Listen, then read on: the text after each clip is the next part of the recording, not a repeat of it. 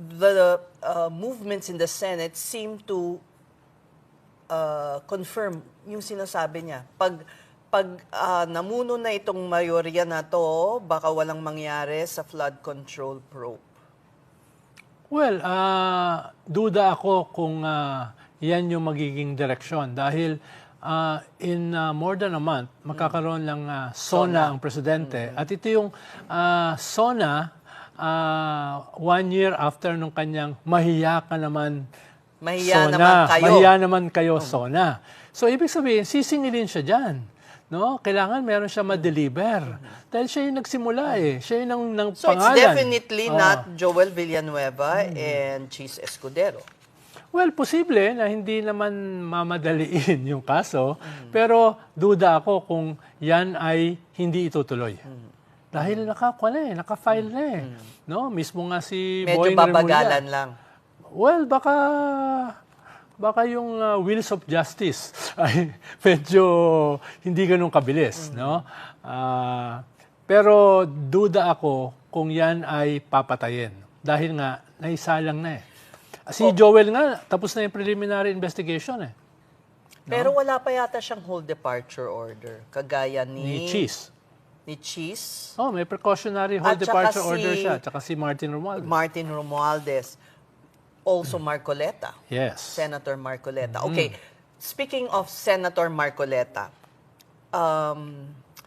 well, it's not related, but itong D-stab, parang may multo lang ba kayong sinasabing magkaka-D-stab? Wala naman nangyari. Well, yan naman ay parang permanent manifestation ng ating weak political institutions.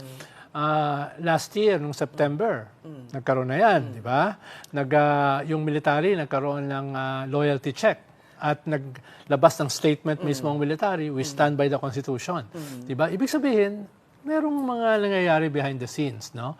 Ngayon naman, after nung crisis sa Senado, nitong mga plunder cases mismo sa mga miyembro ng mga religious groups, katulad ni Joel at ni Marcoleta, at itong 18 Marines na gusto nila mag-trigger ng disenchantment within the military, meron ka mga naamoy.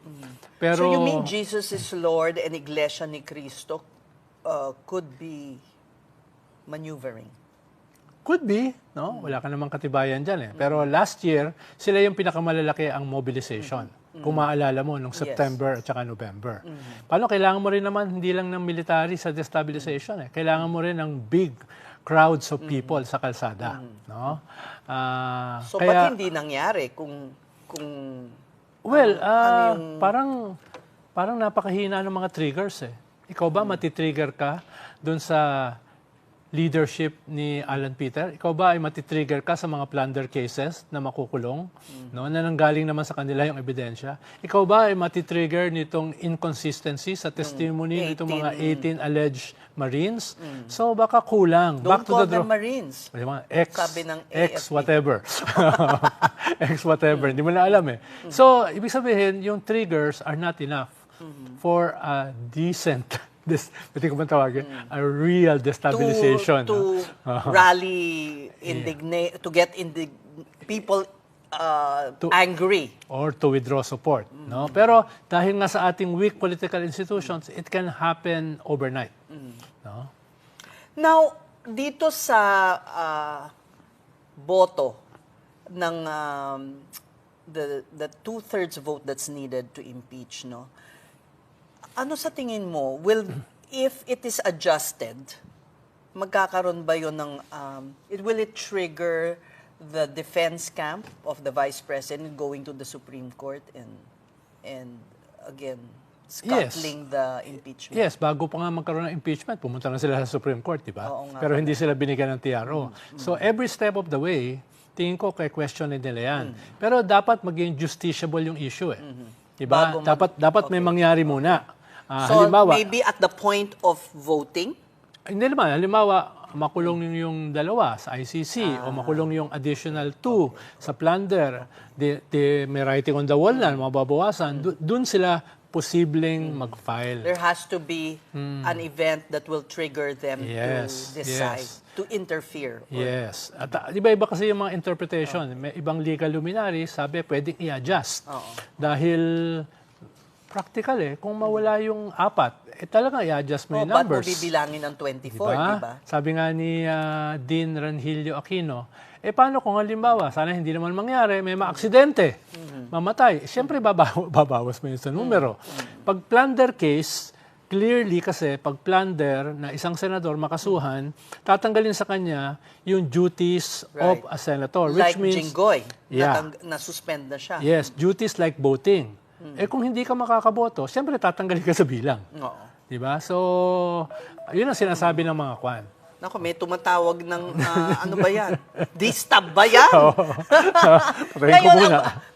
Sige, ang presidente, well, sinabi naman niya kanina, parang dousing speculation na magkakaroon ng cabinet revamp. How necessary anyways a cabinet revamp? Well, usually kasi, pag may mga problema ang presidente, ang gobyerno, yung cabinet revamp is a recourse. Para But here meron we kang- go again. Di ba? Ilang interview mo sa akin dati Naalala ko noon, interview ako sa Palawan tungkol sa cabinet revamp. Sabi ko sa'yo, until it happens, it didn't happen. Yeah, no? yeah. Pero mismo yung gobyerno ang nagbibigay ng indications na magkakaroon ng cabinet revamp because of the scandal, sa DP, because of the yung talo sa midterm election, because of the destab. Yeah, at that last time, year, di ba? ngayon, because of his low numbers, but Siguro it could be all of the above, no? Meron kang low approval ratings, tapos galing ka sa isang Senate crisis, papasok ka sa SONA, tapos usually kasi ang cabinet revamp, yung mga cabinet secretary mo, parang sila yung nag-absorb ng mga negative impulses ng iyong leadership. Okay. Para hindi ka masisi. hindi ba dapat ang DILG, kasi hanggang ngayon, di pa nakukuha si Senator Bato, si Atong Ang daming mga... Well, marami kang mga problema sa mga department. Halimbawa, yung health department mo, parang ang daming mga nakasampang kaso, di ba? Tama, parang inuulan ng kaso si Secretary. Nung bago na paltan yung Talagang labor. makulit yung tumatawag Oo nga, sa'yo. hindi, parang alarm Parang alarm, hindi ko alam paano patayin. Tatapon ko na sana. Dalay ka pa naman. Dalay Yamas. O sige. Halimbawa, yung Dole. Bago napaltan yung Dole Secretary, hindi mo na nakikita yung kwan Pero nandiyan na si Secretary. Hindi, ibig sabihin, bago pa siya, no? Ay hindi pa siya tinatanggal, hindi mo na siya makita. Pero mo, Labor Day, wala yung Dole Secretary mo. So, ibig sabihin, maraming problema yung cabinet. Although, sinasabi ni BBM How about kanina, agriculture? well, hindi ko pa nasusuri yung agriculture, no? May positive at saka negative dyan. Siyempre, negative dyan ay yung contribution ng agriculture sa growth ng iyong bansa ay medyo nil, no? Pero usually kasi yung agriculture ang pinakamahina. At ang tulong sa mga agricultural workers nung tumaas ang presyo ng krudo. Yes, oo. Ang sabi naman Pero yung... malapit kasi kay Presidente si Kiko, Secretary. Yes, mukhang malaking donor yata yan, no? Ganun Nung kampanya, no? okay. Oo, tsaka syempre, isa ring taipan yan, no? Fishing taipan yan, no? Pero yung dating iconic kasi issue sa agriculture, yung 20 peso na bigas. Diba? Yan yung... Wala na. We all gave up on that idea. Ngayon, you always say this year, 2026, will determine the race in 2028. This is a crucial year. You always say that. Yes, dahil una, ngayon mangyayari yung impeachment. Diba? Ngayon mo nakikita yung crisis ng ating political institutions. Katulad dito sa Senate. Although hindi ko inasahan na ganyang kagulo. No? Alam mo naman na weak talaga yung institution na yan. Diba? Tapos ikatlo, yung economics natin. Diba? Below 4% na yung growth rate. Na initially, ang target mo And ay the Senate 7, 6, 5. The Senate impasse also added to that economic yung instability. inflation mo, nag-quadruple na. Tapos yung wages naman, hindi naman tumataas. Yung fiscal space mo, pagbigay sa ayuda, sobrang nipis na. So, sino ba yung mag-harness ng economic situation na yan towards his own political candidacy ay malaki yung epekto sa 2028, di ba? At marami pang mga bagay. Nobody's harnessing, nobody's using that message, not even Not yet. VP. Not even VP Sara. Yes, not yet. Pero yan yung mga mangyayari this year na makakaapekto sa 2028. We're already halfway through the year. Wala pa tayong nakikita like the traditional opposition. Ano ba? Anong ginagawa nila? Well, at least Senator Trillanes launched RISA na. Yeah, oo. At, So will that spur more movement in the traditional well, ang opposition? sigurado ko kasi, within the pink camp, na may several possible potential candidate, no, ay mag-reunite sila sa isa lang. Pero syempre, for now, if-float nila yung kanilang mga sarili bilang standard bearer. At medyo, sabi ng iba, open-ended pa rin yung kay Lenny. Dahil nung sinabi niya na hindi siya tatakbo, no, syempre, wala ka pang isang taon na nanalo as Naga City Mayor, sasabihin mo, iiwanan mo kagad yung mga tao mo ron. So medyo understandable naman. Whether, So, hindi pa yun final. well, according sa iba. No? According sa iba. No? Kaya, What about Bam Aquino? tingin ko, He's already organizing some, I think, was it Senator Trillanes? I've heard from some NGOs. tingin ko ay napaka-potential din niya at ang alam ko ay interesado rin siya sa 2028. At kahit matalo siya, senador pa rin siya. Baka siya yung pinaka-tactically nothing much to lose and everything to gain, di ba? Perhaps Kiko nag-iisip din, no?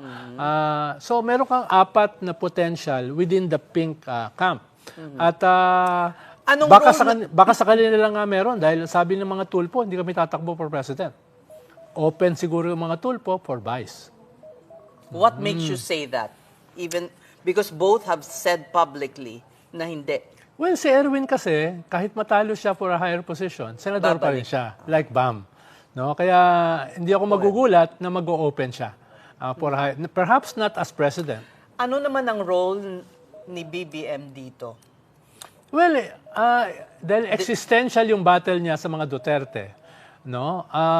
It is in his interest na matalo si Sara. Or else, yung kanilang political, perhaps even physical survival, ay nakatali rito. Dahil tinetreaten ka nga ng assassination at the height of her power. Lalo na kung nasa poder sila. Yes. Kaya it is You will in have to go interest. into exile or something like that. Yes, pero baka at this point, kung ganyan kababa yung kanyang approval rating at bababa pa, ay baka hindi siya value added in terms of endorsement.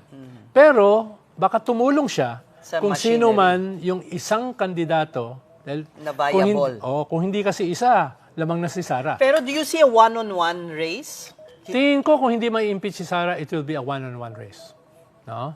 Kung meron mang ibang tatakbo, yung mga hindi ganun ka-significant. Pero yung mga significant players, they will consolidate under one candidate who can viably defeat Sara. If she is convicted, eto na, last question. Anong nakikita mo sa impeachment? Conviction or acquit? Uphill ang conviction, pero doable. No? Dahil nga, depende kung anong ebidensya ang lalabas.